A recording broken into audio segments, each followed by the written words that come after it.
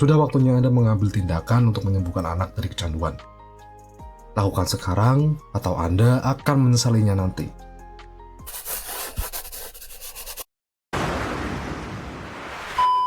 Kali ini gue bakal share tentang dampak dari penggunaan gadget yang tidak tepat dan tips bagaimana cara mengatasinya. Pada video ini kalian akan mendapatkan solusi penanganan terhadap diri dan keluarga, terutama pada anak-anak yang kecanduan gadget. Pembahasan ini gue khususkan buat kalian para orang tua yang ingin membelikan anaknya gadget, untuk para pemerhati dunia anak dan remaja, dan untuk para guru, psikolog, maupun psikiater. Buat kalian para orang tua, pertimbangkan sebelum memutuskan memberikan gadget pada anak. Seperti yang kita ketahui bahwa gadget memiliki banyak sekali manfaat. Misalnya manfaat bagi pengusaha seperti bisa berinteraksi secara daring, sedangkan manfaat bagi belajar untuk membantu menyelesaikan tugas. Tapi di samping banyaknya manfaat, gadget juga membawa dampak yang berbahaya jika tidak digunakan secara bijak. Semua kemudahan yang ditawarkan malah bisa membuat orang menjadi tergantung. Mereka seperti tidak bisa berbuat apa-apa jika jauh dari gadget, seperti kecanduan yang tidak bisa lepas jika tidak menggunakannya. Tidak sedikit kasus anak yang kecanduan gadget, di mana mereka bermain game hingga tidak kenal waktu, lupa makan, lupa belajar, bahkan mereka melakukan tindakan kriminal karena kecanduan gadget. Tapi ada juga anak yang karena gadget bisa membuat mereka lebih bersemangat belajar, mudah mendapatkan prestasi, dan lain-lain. Nah, karena itu, pertimbangkan sebelum memberikan gadget pada anak. Lihat sisi manfaat dan kerugian yang bisa diakibatkan oleh gadget. Kenali kecanduan gadget pada anak sejak dini sebelum terlambat. Coba perhatikan anak Anda dan perhatikan tanda-tanda berikut ini. Apakah anak Anda begitu asik hingga menghabiskan banyak waktu dengan gadget? Apakah anak Anda lebih suka berinteraksi melalui gadget daripada berbicara langsung dengan orang? Biasanya mereka akan merasa kesal jika diminta meletakkan gadget ketika sedang berbicara dengan Anda. Bahkan ketika harus melakukan hal penting seperti makan. Ia akan selalu meletakkan gadget di mana ia bisa melihatnya dengan jelas, seakan ia akan kehilangan informasi penting jika terlalu lama tidak mengecek gadgetnya. Jika ia tidak melihat gadget, kepanikan akan terlihat jelas pada wajah dan tingkah lakunya yang merasa gelisah. Lalu ketika ia menemukannya, terpancar rasa nyaman dari wajahnya. Bagaimana? Apakah Anda menemukan hal tersebut dalam diri anak Anda? Jika iya, maka anak Anda sudah terkena nomofobia, yaitu rasa ketakutan beraktivitas sehari-hari tanpa gadget. Tapi tenang, anak Anda masih bisa terselamatkan. Sudah waktunya Anda mengambil tindakan untuk menyembuhkan anak dari kecanduan. Lakukan sekarang atau Anda akan menyesalinya nanti. Seperti yang diketahui bahwa ada dua dampak negatif kecanduan gadget. Yang pertama, dampak fisik. Ditandai dengan mulai terasa kurang nyaman pada bagian tubuh tertentu, seperti mata yang mudah lelah, kering, dan terjadi gangguan penglihatan.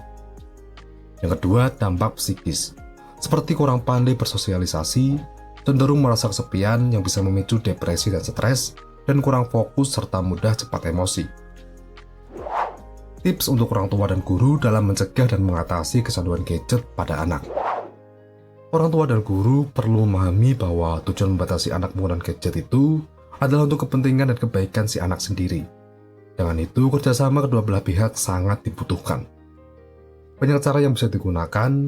Yang pertama, jadikan orang tua dan guru sebagai role model. Dengan demikian, anak-anak akan mengikuti perilaku bertanggung jawab dalam penggunaan gadget. Buat kalian yang belum tahu role model itu merupakan teladan yang bisa memberikan contoh yang baik kepada orang lain. Sebagai contoh, jangan mengangkat telepon genggam saat sedang makan malam bersama. Diskusi dengan anak kapan ia berhak mempergunakan gadget, buat komitmen dengan anak dan berikan sanksi jika ia melanggar. Coba buat daerah bebas gadget di rumah, di mana Anda dan anak Anda akan berinteraksi tanpa ada gadget sama sekali.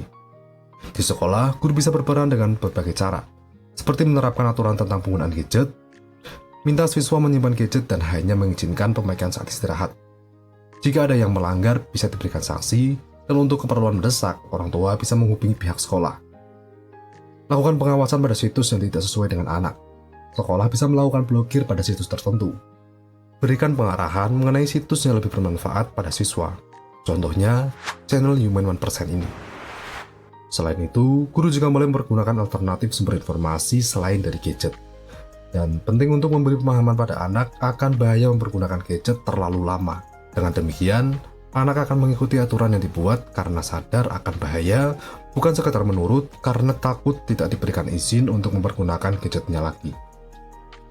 Diet gadget ternyata tidak semudah yang dikira, namun harus dilakukan demi kebaikan anak. Baiklah, Anda sudah berani mengambil langkah penting untuk membuat anak mengurangi pemakaian gadget. Dan selamat, Anda telah menunjukkan kualitas kasih sayang sebagai orang tua. Memang sulit, tapi percayalah tujuannya untuk kebaikan anak Anda sendiri. Kalian bisa mulai dengan menentukan waktu maksimal yang bisa diperoleh anak untuk menggunakan gadgetnya. Sekaligus kapan waktu anak boleh mempergunakannya. Misalnya, 2 jam tiap pagi dan 2 jam setiap sore pada hari libur. Pasang aplikasi pengontrol waktu di gadget sebagai pengingat. Contoh, kalian bisa pakai aplikasi Kids Place. Singkirkan aplikasi yang membutuhkan waktu lama seperti game online. Batasi aplikasi yang tidak sesuai dengan umur anak. Pilih aplikasi yang dapat memberikan banyak manfaat seperti portal berita yang terpercaya.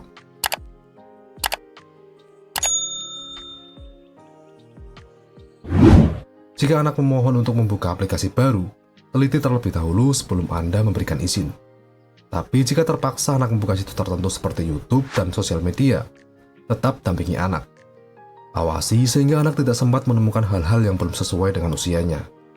Kemudian, diskusikan apa yang telah mereka peroleh ketika mereka mengunjungi situs tersebut. Walau mudah diucapkan, prakteknya tidak seperti membalikan telapak tangan. Anak akan merengek hingga melakukan berbagai cara agar bisa mempergunakan gadget sesuka mereka. Pastikan Anda bisa bersikap tegas dengan komitmen diet gadget ini. Anda harus kuat jika ingin yang terbaik untuk anak. Dengan mengurangi pemakaian gadget, kerugian secara fisik dan psikis perlahan bisa diatasi. Keluhan sakit kepala dan pegal mulai berkurang, konsentrasi meningkat hingga nilai akan membaik. Jangan lupa hargai usaha anak Anda saat melakukan diet gadget. Misalnya membelikan mereka makanan kesukaan, memberikan buku yang diinginkan, apapun asal bukan permintaan tambahan waktu penggunaan gadget. Sama halnya dengan detox ketika tubuh keracunan. Untuk hasil maksimal detox gadget, jika Anda melakukan sendiri di rumah, para ahli menyarankan akan dilakukan secara rutin minimal seminggu sekali. Kesimpulan dari video kali ini adalah, gadget diciptakan untuk memudahkan banyak hal, namun bukan berarti Anda harus tergantung pada gadget. Jika anak Anda sering mengecek gadget karena tidak ingin ada informasi yang hilang ketika mereka tidak melihat gadget, maka ia sudah berada dalam kondisi merasa FOMO, yaitu Fear of Missing Out. Penggunaan gadget bisa berdampak negatif pada fisik dan psikis anak-anak. Untuk mengatasi permasalahan gadget pada anak, Anda bisa melakukan diet gadget. Sedangkan pada tingkat kecanduan gadget, Anda bisa menerapkan langkah terakhir yaitu detox gadget. Semoga video ini bermanfaat, bro.